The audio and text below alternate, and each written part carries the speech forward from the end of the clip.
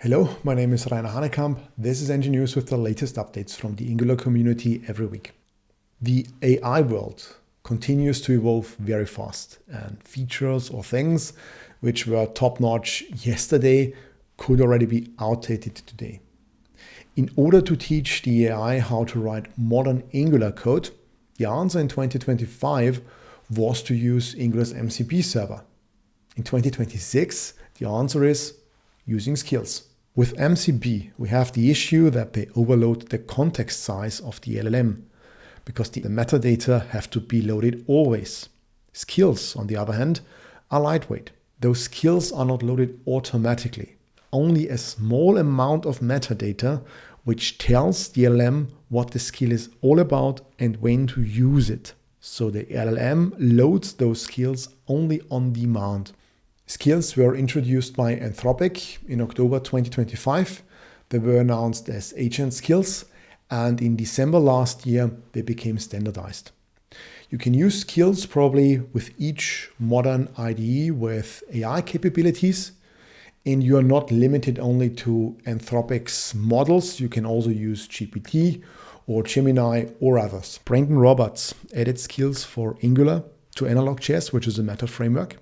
And 1 week later, Angular reacted as well, with Thompson creating a PR where skills will officially land in Angular. The monthly Q&A session with the Angular team took place, as always with Thompson and Jeremy Elbourn, and both were joined by Doug Parker, who is also the lead of the Angular CLI project. Unfortunately, it was Jeremy's last appearance because he's going to leave Google already in February. Jeremy was the tech Uber lead, which means he was responsible, or he was the tech lead for the projects, the Angular framework, Angular CLI, but also Angular material. As it is with the Q&A session, participants can ask questions, and here are the main takeaways. One of the triggers for the change detection, that's the part where Angular updates the DOM, is a handled user event. So that means if I click on a button or if I'm typing something into an input field and there is an event listen available, then the change detection is started. Now there was an internal discussion to change that. So the options we were considering were adding like a new property to the component decorator to like control this behavior, like, events mark dirty or something like that.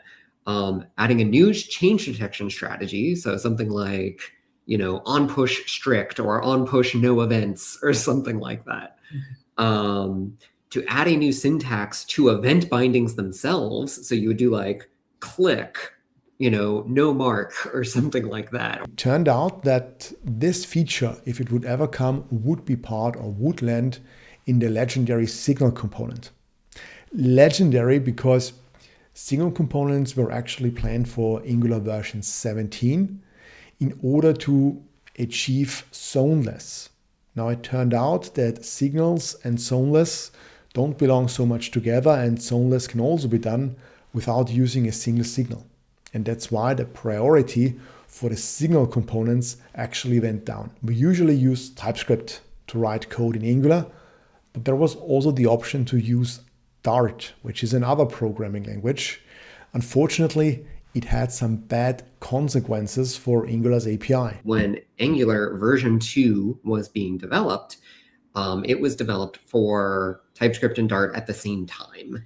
It actually put a lot of limitations and kind of some like negative consequences on the TypeScript implementation. One of the things you might notice about Angular that's a little bit odd is that there's a lot of APIs that use null as a default value instead of undefined, where undefined would be the more idiomatic thing to do because of Dart. And Thompson didn't just appear in the Angular Q&A session and created the PR for adding skills.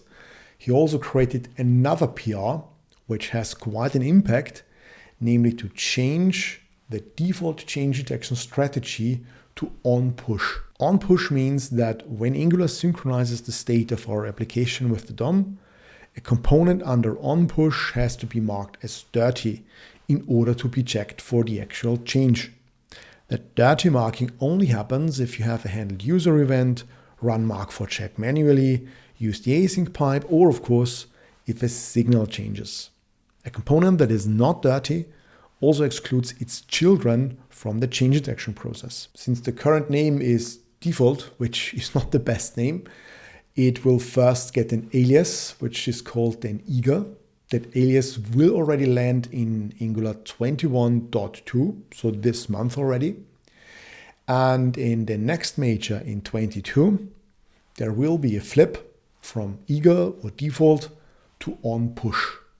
As always, the Angular team is extremely careful when it comes to those kind of breaking changes, which means for existing code bases, eager change detection strategy will be automatically added, not OnPush. That's it. I wish you a nice week and see you in the next episode. Goodbye.